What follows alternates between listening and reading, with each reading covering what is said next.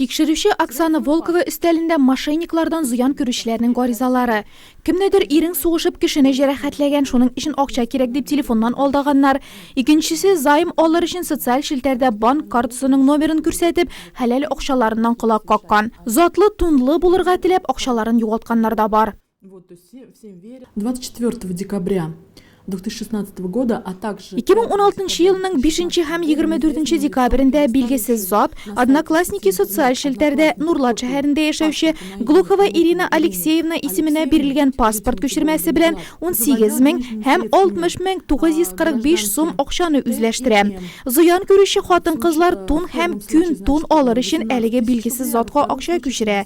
Берсе Төркиянең Анталия шәһәрендә, икенчесе Белгород өлкәсендә яши. Акча күчерелгәч сайт ябыла, нәтиҗәдә зыян күрүчеләр акчасыз да, тунсыз да кала.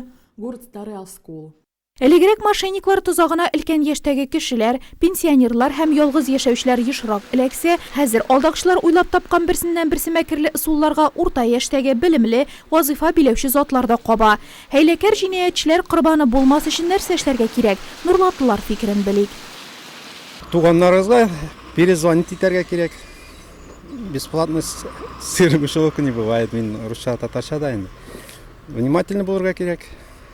Беркайчанда сезгә акча да бирмиләр, ни дә все вопросы туганнар белән решәттәргә кирәк. Ишекләрне ачмаска, глазыктан карап кына үткәргә белгән кешенең генә ачырган. Советы какие? Быть более внимательным, осторожным, никому не верить, всегда только себе верить, читать больше информации, интересоваться своими правами.